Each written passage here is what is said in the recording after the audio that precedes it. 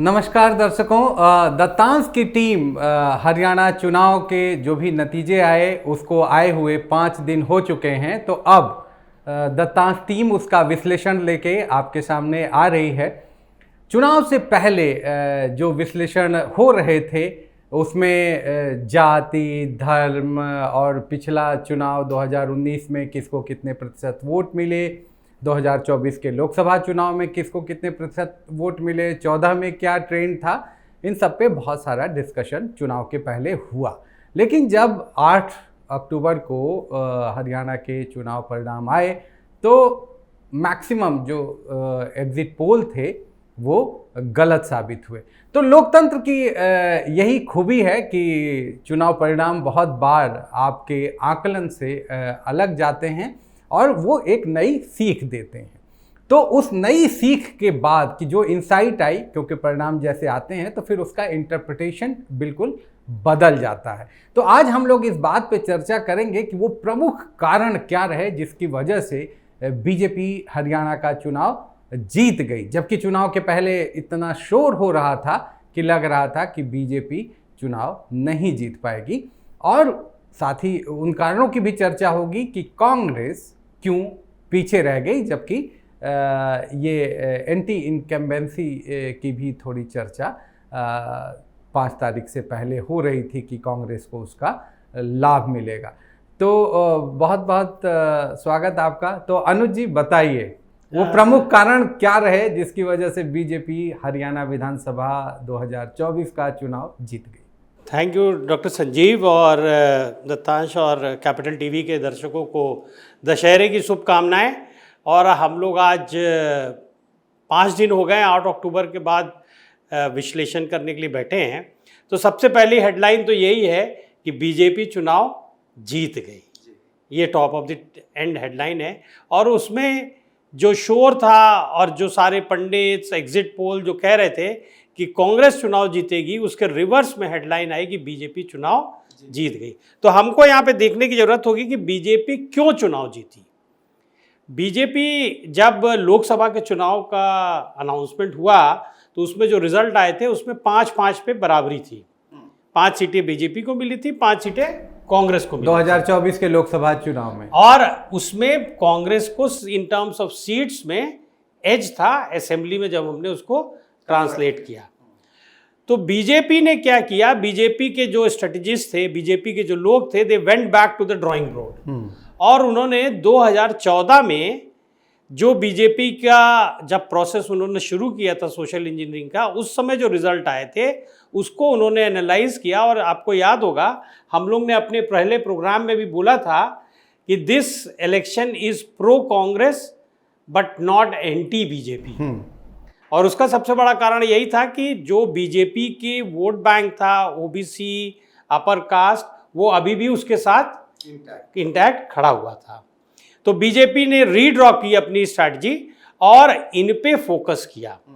तो बहुत जिसको कहना चाहिए कि we should salute the strategy team of BJP, जिसने बड़ा माइक्रो प्लानिंग की। उन्होंने सिर्फ सीटों को ये देखने के लिए कि हम सीट कैसे जीत सकते हैं, बहुत से सीटों में उन्होंने ये भी देखा कि अगर हम प्रॉक्सी कैंडिडेट या इंडिपेंडेंट कैंडिडेट खड़ा कर दें तो हम कैसे कांग्रेस को हरा सकते हैं। तो एक कारण आप ये बता रहे हैं कि बीजेपी ने उन सीटों को जो 2014 में जीती थी, 2014 में 47 जीती थी, देखिए इस बार 48 जीते हैं वो। तो उन्हीं सीटों पे फोकस किया। और अगर आप रिजल्ट्स को देखेंगे तो उसमें उन्होंने क्या किया कि जो उनकी अहिरवाल बेल्ट है, अहिरवाल बेल्ट में 11 से 10 सीटें, मतलब कि 47 का जो आंकड़ा था वो कहीं ना कहीं हूबहू 2024 में 2014 का जो आंकड़ा 47 का था वो रिपीट होता दिखाई पड़ा। और कहा जाए तो बीजेपी ने 89 कैंडिडेट्स खड़े किए थे। एक कांडा साहब एचएलपी पार्टी की तरफ से खड़े थे, जिसको बीजेपी ने सपोर्ट किया, जो हार गए। लेकिन एक्चुअली में BJP was supporting somewhere around 120 candidates. उन्होंने इस चीज़ को बड़ा देखिए, जैसे कि हम लोग लगातार कह रहे थे कि जुलाना की सीट में टफ कंटेस्ट है, हर बार हम लोग के उसमें एनालिसिस में ये निकल के आ रहा था। और उसका सबसे बड़ा कारण ही ये था सोशल इंजीनियरिंग ऑफ बीजेपी। तो एक कारण आप कह रहे हैं कि बीजेपी के जीत के पीछे सोशल इंजीनियरिंग रही, दूसरा कारण आप कह रहे हैं कि जो उन्होंने एक एक सीट का एनालिसिस किया और वहाँ कैसे दे कैन रिटेन और दे कैन गेन दो सीट्स विच वेयर वोन इन 2014, उस पर काम किया। और तीसरा जो बड़ा कारण है, जो कि बार बार सब लोग कहते हैं कि जब बीजेपी और कांग्रेस का डायरेक्ट कॉन्टेस्ट होता है तो हर जगह बीजेपी जीत जाती है। हम लोग जो है मेटा नैरेटिव्स की बात करते हैं, लेकिन ये जो मेटा नैरेटिव्स हैं, जैसे मैं मान लीजिए आपको एक उदाहरण दूं कि एक वोटर है, उसकी 32 साल की आयु है, वो शेड्यूल कास्ट का है और वो लेबरर है। अब आप जानते हैं कि election is basically a choice in which you are going to select a candidate कि किसको वोट देना है। तो अब वो जो वोटर है, जो शेड्यूल कास्ट वोटर है, और वो कैसे डिसाइड करेगा, वो दो चीज़ें होती हैं सबसे इंपॉर्टेंट जिससे डिसाइड करता है। एक तो उसके पास किस तरह की सूचना है या इंफॉर्मेशन आ रही है, और दूसरा उसका पीयर ग्रुप क्या कह रहा है, उसके आसपास के लोग कैसे कह रहे हैं, क्या कह रहे हैं। तो अगर ये देखेंगे तो हम ये पाएंगे कि कांग्रेस का जिन स्टेट्स में बहुत वीक ऑर्गेनाइजेशनल स्ट्रक्चर है, मतलब कि Congress has not got the ability to take the message to the grass roots, वहाँ पे कांग्रेस आपको सिफरती दिखाई पड़ेगी, पीछे छुटती दिखाई पड़ेगी। आप किसी भी स्टेट को उठा के देख लिए। और जब कांग्रेस अलायंस करती है रीजनल पार्टीज के साथ जिनकी की स्ट्रेंथ है, जो स्ट्रांग है उस स्टेट में, वो राइड करती है on the organisational structure of those regional parties. देखिए यहाँ पे मैं जैसे ये अगर आप कांग्रेस के संदर्भ में ये बात देखें, अगर मान लीजिए मैं एक आपको, अगर कांग्रेस इंडिया ब्लॉक के तौर पे हरियाणा चुनाव में उतरती, इंडिया ब्लॉक के तौर पे, ठीक है, एक सीट उन्होंने सीपीएम को ऑलरेडी दिया था, आम आदमी पार्टी 3-4 सीटें मांग रही थी, सपा ने बहुत जोर नहीं लगाया, लेकिन सपा की भी चाहत थी कि उनको भी कम से कम 2-3 सीटें अहिरवाल बेल्ट में मिले। तो मुझे लगता है कि ये अगर इंडिया ब्लॉक के तौर पे कांग्रेस जाती इस चुनाव में तो थोड़ा मामला और इंटरेस्टिंग होता। बीजेपी की स्ट्रेंथ तो है ही है, उसका ऑर्गेनाइजेशनल स्ट्रेंथ है, पन्ना प्रमुख, बूथ स्तर तक ऑर्गेनाइजेशन है। एक जो पूरे इस चुनाव में एक सबसे ज़्यादा अच्छा मुद्दा था बीजेपी की तरफ से, वो पॉलिटिकल कम्युनिकेशन में झलकता है। देखिए, आप बीजेपी के कहीं भी, आप किसी भी स्टेट, किसी भी चुनाव को अगर आप देखेंगे तो उसमें क्या होता है कि जो ऊपर के नेता बोल रहे हैं वो नीचे तक सब लोग बोलते हैं, जो नीचे वाले फीडबैक देते हैं वही ऊपर वाले नेता बोलते हैं। जैसे मान लीजिए इस चुनाव में दामाद दलाल है ना, तो वो नैरेटिव जो था और डोमिनेंट कास्ट वाला जो नैरेटिव था वो ऊपर से नीचे भी चला, नीचे से ऊपर चला। लेकिन कांग्रेस में आप देखेंगे स्कैटर्ड कम्युनिकेशन। नहीं, देखिए इसमें सबसे बड़ी चीज़ क्या होती है कि जैसे मैंने बोला कि हर वोटर जो है अपनी चॉइस कर रहा है कि हमको किसको वोट देना है। तो हमने अपने फ्रेमवर्क में जब देखा कि हम जो है करीब 45 से 50 सीटें दे रहे थे कांग्रेस को, लेकिन हम भी अपने एनालिसिस में बीजेपी को इतनी लीड नहीं गेस कर पाए थे।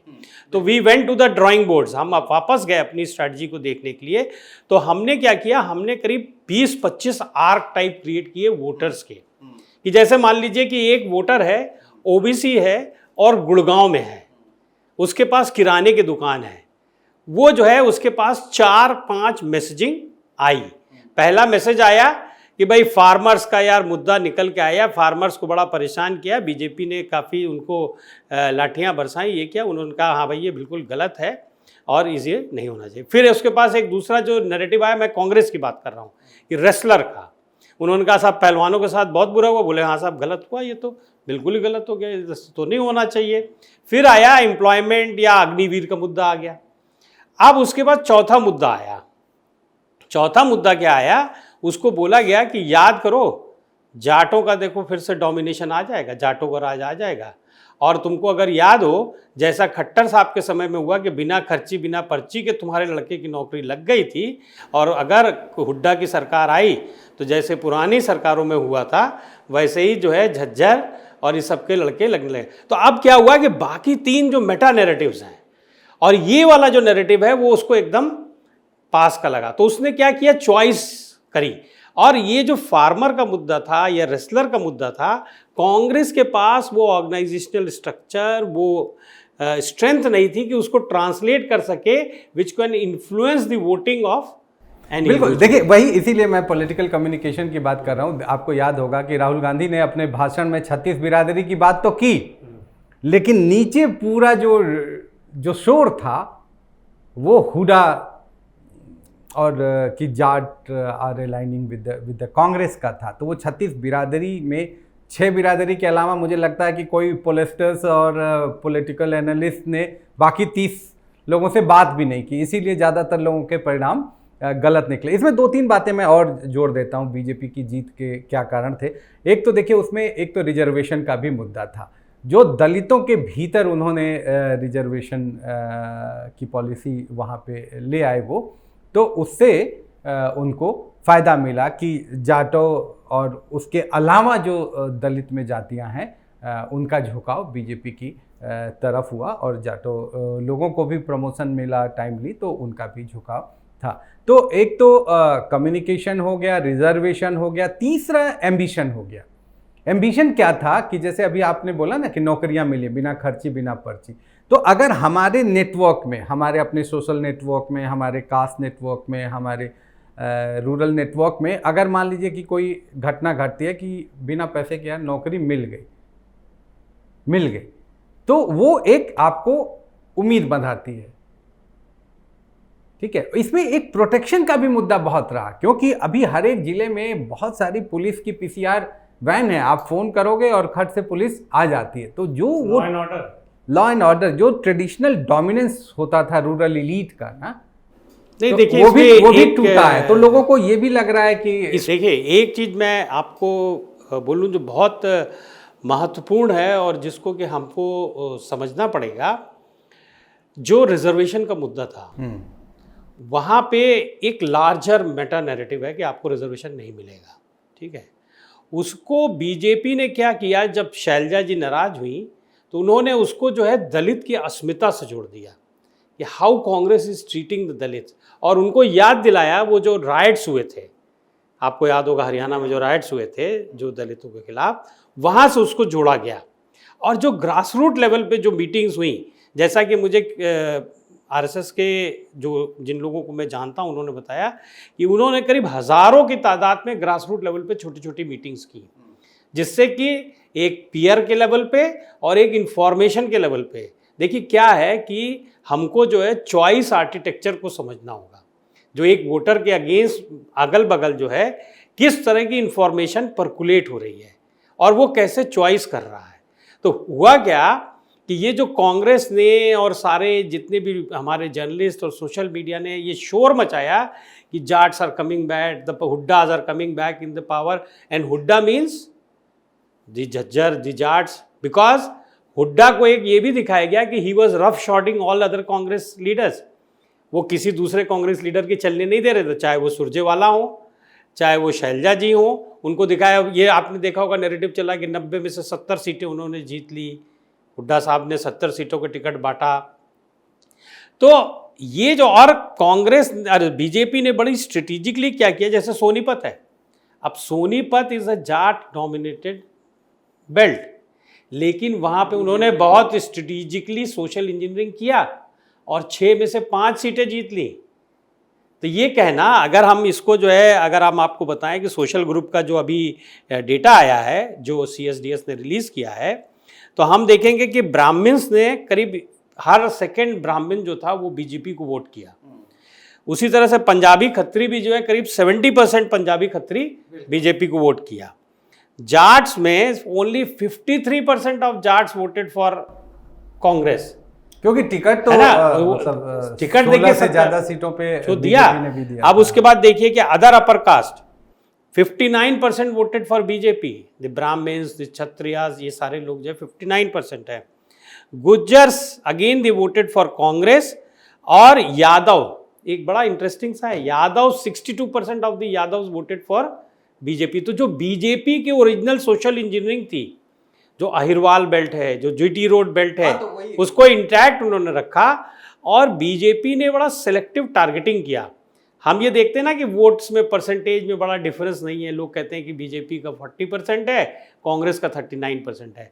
और अगर देखा जाए तो कांग्रेस का 8% इंक्रीज हुआ है, वोट जो है कांग्रेस का 8% इंक्रीज हुआ है। लेकिन अगर आप देखेंगे कि जो कांग्रेस को सपोर्ट कर रही है सोशल कैटेगरीज, जो माना जा रहा था, जो सोशल कैटेगरीज थी वो थी जाट, वो थी मुस्लिम्स, वो थी दलित्स। अब आइए हम लोग बड़ा इंटरेस्टिंग देखते हैं। और बीजेपी को कहा ना कि दलित में भी मैं बता रहा हूं उसमें बीजेपी में कौन सपोर्ट कर रहा था, ओबीसी, अपर कास्ट और दलित्स। अब देखिए अपर कास्ट में 59-60% upper caste are voting for BJP.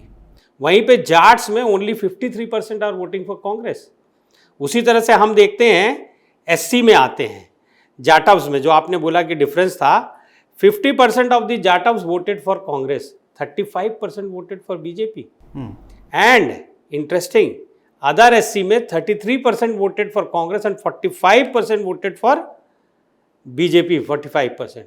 और मुस्लिम्स में 59% voted for Congress and 7% voted for BJP. एक जो शिफ्ट हुआ 2014 से 2024 में जो शिफ्ट हुआ वो था सिख वोट। 47% सिख में भी ब्रॉडली दो कैटेगरी, लेकिन एवरी सेकंड कैंडिडेट है और दूसरा मजहबी सिख है। जो डेटा निकल के आया उसके हिसाब से every second candidate voted for Congress.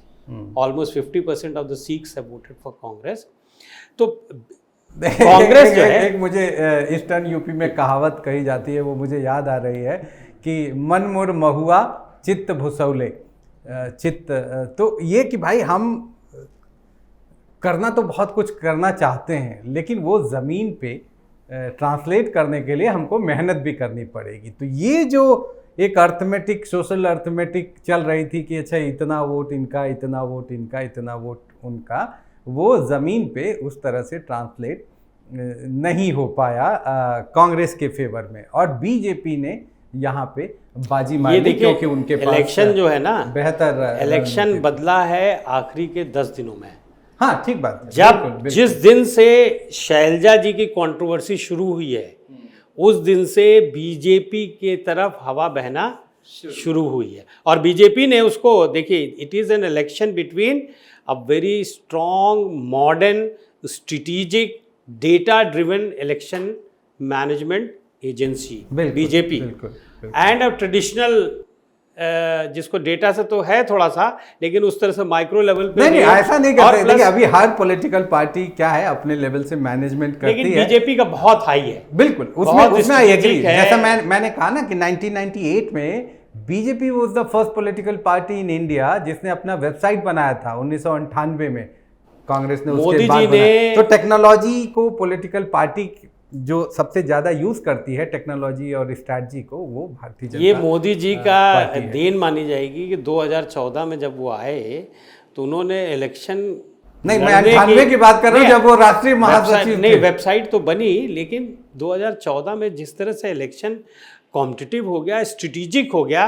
अच्छा, आखिरी सवाल बहुत संक्षेप में इसका सीधा उत्तर दीजिए कि ये हरियाणा के चुनाव परिणाम जो आए हैं, इसका उत्तर प्रदेश में 10 विधानसभा सीटों पे उपचुनाव है, महाराष्ट्र का चुनाव है, झारखंड का चुनाव है, इस पे क्या असर होगा? बहुत संक्षेप। देखिए अभी ये तो कह पाना बड़ा मुश्किल है, लेकिन ये मोमेंटम सा तो बन ही गया है।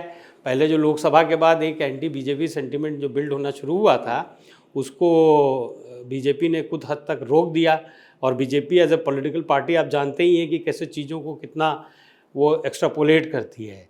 तो महाराष्ट्र का चुनाव बड़ा इंटरेस्टिंग होने जा रहा है और वहाँ पे कई schemes, it is going to be a battle between schemes, history and the forward looking जो एजेंडा है। और यूपी के चुनाव में कितना असर होगा, मैंने ऐसा अभी डेटा देखा नहीं, तो इसलिए मुझे कह पाना बड़ा मुश्किल है। लेकिन अब बैटल और इंटरेस्टिंग और स्ट्रेटेजिक हो गई है, ये मैं कह सकता हूँ। बिल्कुल, हाँ बिल्कुल। महाराष्ट्र में चूँकि अलग अलग धड़े दोनों तरफ से एक साथ चुनाव में उतरेंगे, तो देखना होगा कि वहाँ का चुनाव परिणाम जो पॉलिटिकल एनालिसिस होगी उसके अनुसार आता है या उसके विपरीत आता है, उसके नज़दीक रहता है या उससे दूर आता है।